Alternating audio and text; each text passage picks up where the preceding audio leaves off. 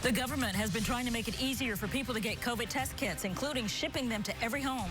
But tonight, we're unpacking the details on the latest move to make tests free to people with Medicare and looking into who does and does not qualify. And Central Florida has more job openings than applicants, and that's alarming to a lot of people, especially as we emerge from the economic hardships of the pandemic. Tonight, we're talking one-on-one with the experts at CareerSource and asking what can be done to get people back in the workforce. It's really critical that businesses do take a look at how they're recruiting in the market, how they're advertising, how they're responding to job candidates probably differently than they did before the pandemic. This is WFTV Tonight.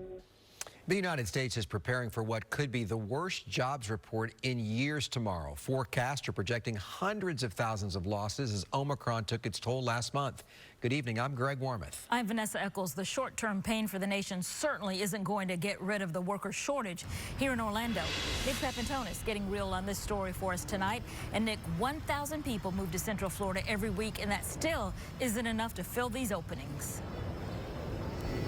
No, we talk about the housing shortages all the time right now, but the real thing here is the vacancies in the Orlando economic system. In order to fill those vacancies, the Orlando metro area would need to get an additional 200 workers every single day until 2025. And I want to give you a visual on that. If you look at the tower behind me there, that's one of those buildings every single day for the next 3 years. Good advice. And Universal Orlando Resort is doing what it can to fill up open opportunities. The resort said this week that it's hiring 2,500 new team members across a number of roles. And that includes seasonal, part-time, and full-time positions. Hourly pay starts at $15. Now, yesterday, UCF's Rosen College of Hospitality Management held this recruitment event with Walt Disney World. Now, Disney is still far and away the largest employer in Central Florida and employs the most UCF hospitality management graduates, always looking for people from that school. And here's another wild statistic for why we need all those jobs that were mentioned in Nick's story.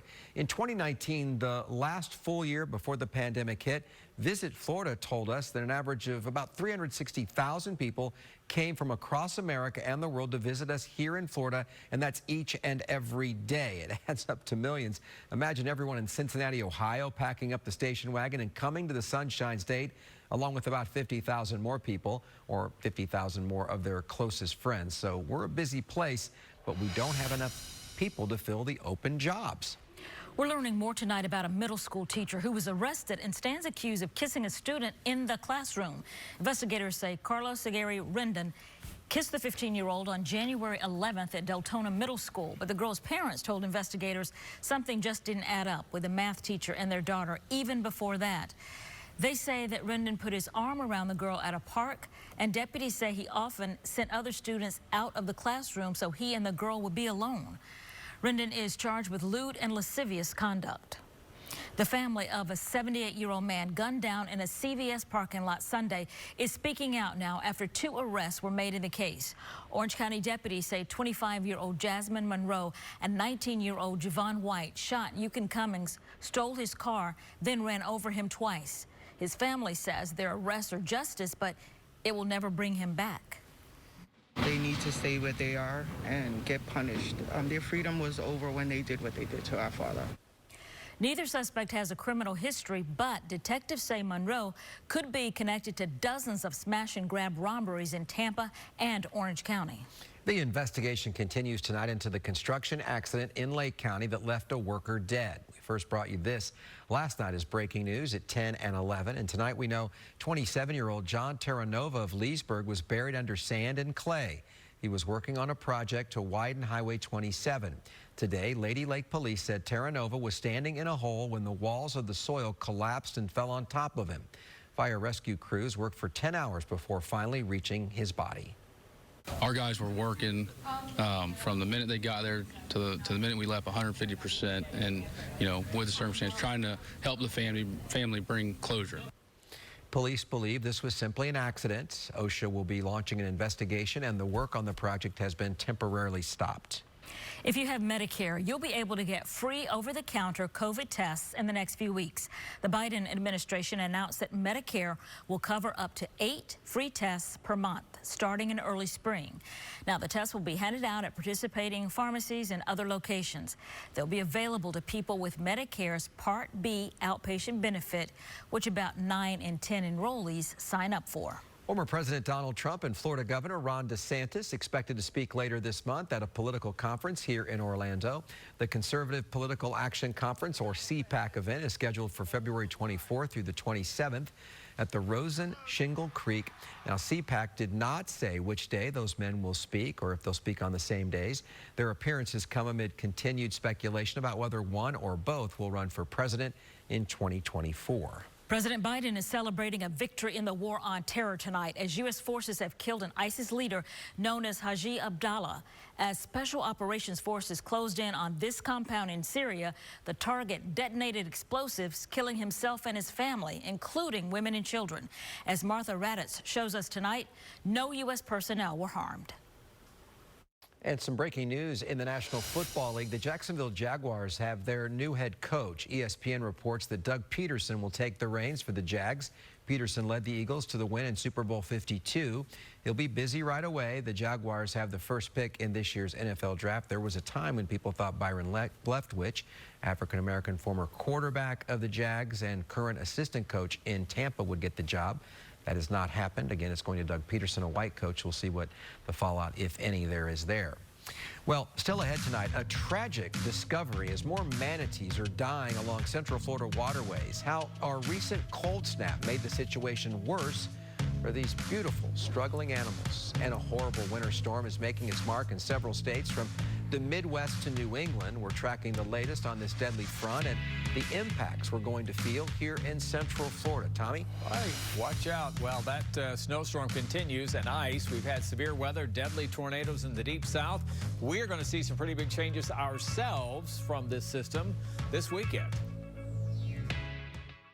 Multiple breaking stories breaking overnight across Central Florida. Orange County Sheriff's Office provided us some video after they arrested 2 individuals in that killing of Yukon Cummings. And Christy Turner took us through the steps of how he got to the point. I looked the suspects up in court records and found they have no prior arrests. Another major breaking story, more than 100 flights at Orlando International Airport were canceled. We were live updating you as they went along. We'll see you live every weekday starting 4:30 on Eyewitness News this morning.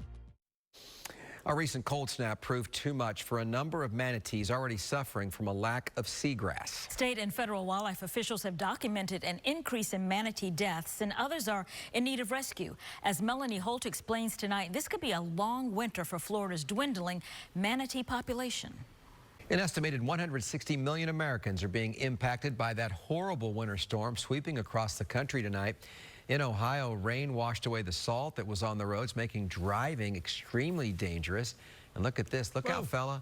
Ice has brought down trees in Tennessee and made it difficult to drive through Memphis. The storm stretches as far south as Texas, and you may remember the power grid there failed last year during a similar freeze. That was a real nightmare.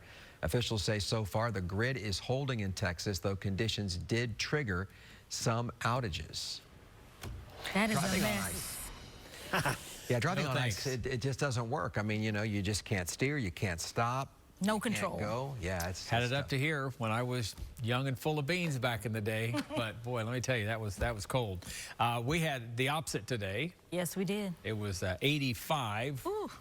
And yeah, we've got an even warmer day tomorrow. We're still 68 now. But let me show you the changes. Tomorrow, near record warmth. But we have a cold front we're tracking. It'll move through very early Saturday. You'll definitely know it Saturday morning when you step outside. The breeze will pick up. It will drop temperatures, not the frigid temperatures we had last weekend, but 60s and 70s. Last weekend was in the 50s and 60s.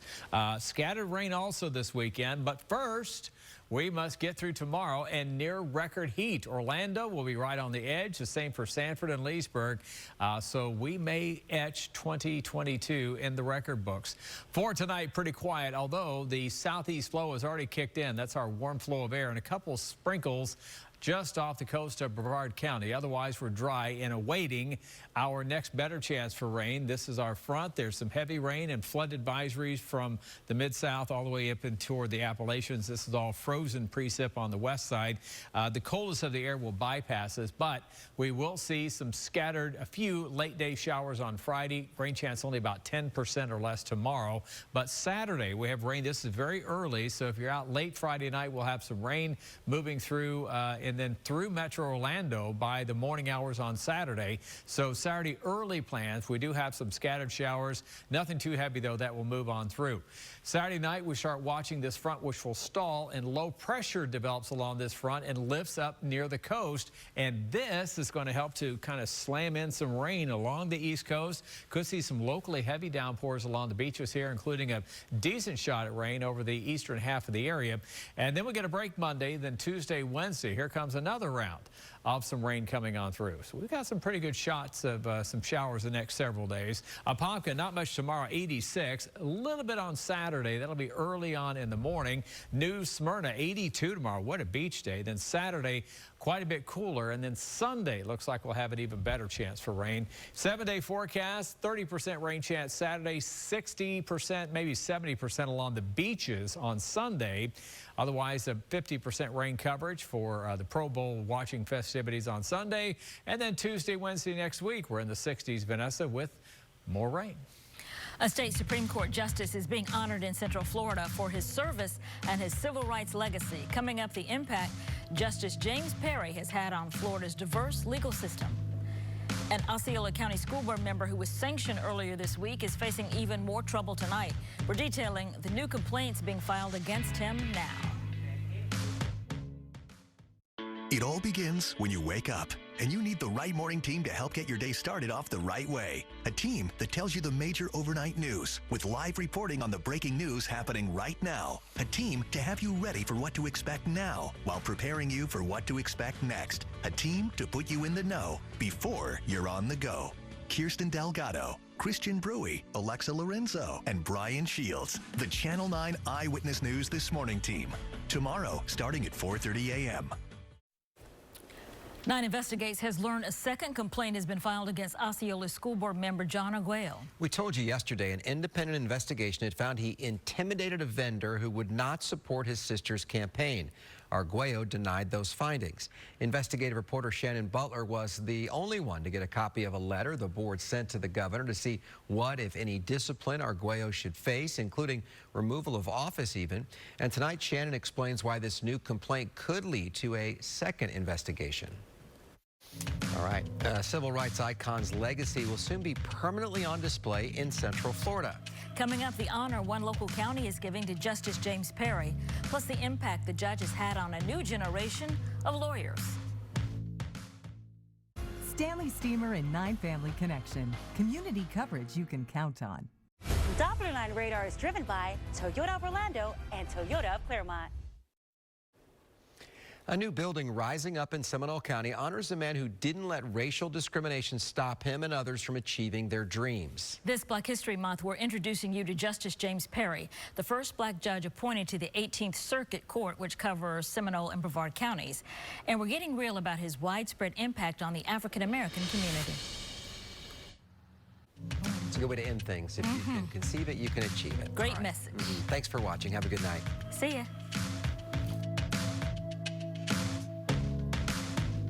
Watch Eyewitness News from any device with Eyewitness News Livestream, presented by Bogan Munz & Munz. Choose results. Choose Bogan Munz & Munz. If you're in the market for a luxury vehicle, experience amazing at LexusOfWinterPark.com.